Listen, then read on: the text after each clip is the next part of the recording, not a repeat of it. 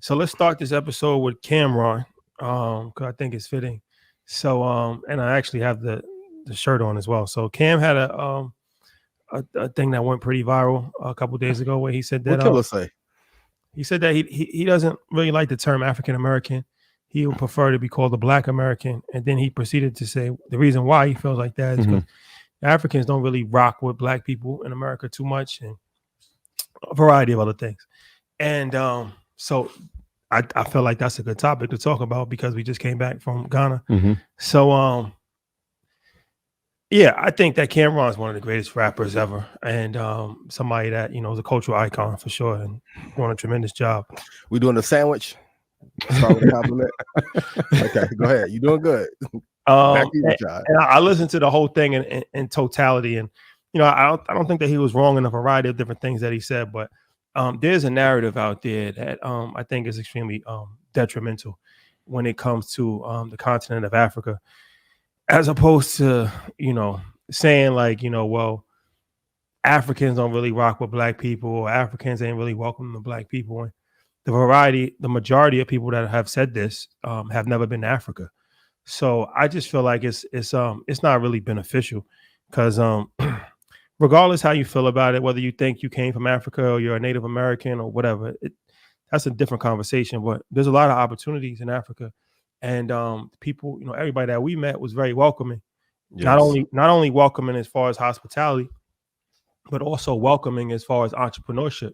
Like saying, yeah, we will welcome you to do business here. Like, it's needed. Even Akon has said that before, as far as like, Americans have certain business acumen and education and resources and different things that, other parts of the world don't have. So this is why you see a lot of foreigners coming into the continent of Africa, whether it's the Chinese, China, whether it's, people in the Middle East, whether it's, of course, Europeans, they've been there for forever. So my thing is like, instead of people that's coming in for exploitation purposes, why would you not want to, because Black people don't even know how to exploit other people, even if we try to, like, we just have genuinely good hearts. So if we come, we actually gonna, add some level of culture and help the situation, as opposed to just taking the money and going back to China. So yeah, I feel like that was a very timely thing that he said, and it started a conversation. But once again, I just feel like it's a very misguided conversation, and I would encourage people to just see for yourself. Yeah, it's definitely propaganda for sure, because there's so much opportunity, and you're missing out on opportunity by being ignorant and by being closed-minded. And only thing that's going to happen is that somebody else is going to take the opportunity. So I feel like there's a lot of business to be done in Africa, and where we came from, as far as Ghana specifically, and I'm hearing other parts of the continent as well. And like I said, everybody was extremely welcoming to us, not only on the hospitality side, but on the business side as well. So I just think that we just have to be careful of fighting with each other. And we don't really have any power in America, and we fighting with people that have less power than us. So it's like, where are we really going? And we talk about the Cat Williams thing, but it's like, we have a habit of racing to the bottom, like, fighting amongst each other, and none of us really have power. So what are we really gaining from this situation? There's no benefit in Black people fighting with Africans. What benefit is that? Like, like that's no benefit at all. Nobody's gonna win in that situation. So I don't know. I just felt like it was something to speak about, and like I said, kind of timely because we just came from there. So, once again, I just encourage everybody to see things for themselves and not listen to what other people tell you, or what other people on social media tell you, or different things of that nature. It's like, at the end of the day, I think you can still be proud of your heritage as an American, but why would you be closed-minded to different parts of the world, especially to a part of the world where people look like you? Makes no sense. Yeah, I just thought it is unfortunate, especially like you said, we had just come back, and one of the things before I saw that clip, I was thinking about when we had gone to the Slave River, and they were talking about the return home, and in order to return home, one of the things that was taken from you, the most important thing that was taken from you, was your name, and so it's tough to come back to a place when you don't know your name because it was stripped. And when we sat there and we had a moment as a family, I want to say that, like, as a family. It's like 30 of us there.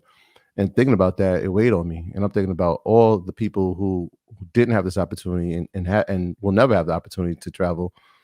That level of education, that level of experience, it's tough to really conceptualize, right? And so when I heard Cam say it, I was like, damn, okay, I get what he's saying, but there's a part of education that maybe he's missed in that part, and what he can do to help bridge that gap in education. So it was a moment that I think that he may have missed, just because of his personal experiences that he's had thus far. But that doesn't mean that that'll be his circumstances in the next 5 to 10 years. Hopefully, what we saw there was plenty of opportunity and plenty of hospitality and growth. And the more we see that, and the more that's the narrative, hopefully that mindset will change, and it'll have a different message. So again, it was just unfortunate to hear it, but it takes nothing away from who I think Cam is as a person, as an artist, and as a person in media right now. I think what he's done is incredible. But hopefully, with new narratives that hopefully we'll be able to paint, and others around us will be able to paint, that mindset will change. Not for him, but more people as well. Interesting book everyone should read is Edward Bernays' Propaganda. This is global redlining. Like, even for the experience that we had was absolutely amazing. Everyone on the continent was like super loving. So yeah, it was misguided at best.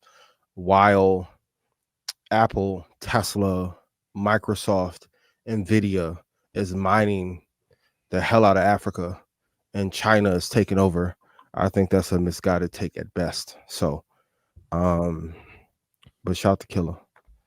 Shout to Killer. Yeah. They said you said the best what? You said one of the best lyricists, right?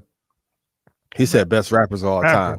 Oh yeah, I've seen a comment. Somebody said the best what? No, he's one of the. He's a legend. He's a rap legend. Yeah, okay. We're not gonna act like he's not a rap legend. I'm not arguing that. Somebody did said that. And yeah, I think he might have been referring to Africans that live in America. I don't know if Cameron has even ever been to Africa, but I'm just saying, still in general, that message. It's just it's a very broad brush that he's painting with, and he has a big platform. He has a big voice. So I think you just got to be a little bit more careful when you say things. Like I said, from a pure, take everything out of it. I know he loves money. So from a pure business standpoint, like, why would you alienate yourself from 2 billion people? Yeah. That doesn't make any sense. Yeah. Let's only speak on things that we know in 2024. This that Red Panda Anthem. Ian, what's up? This that Red Panda Anthem. Red Panda, what's good? Red Panda Anthem. Your boy going up. I know they can't stand it.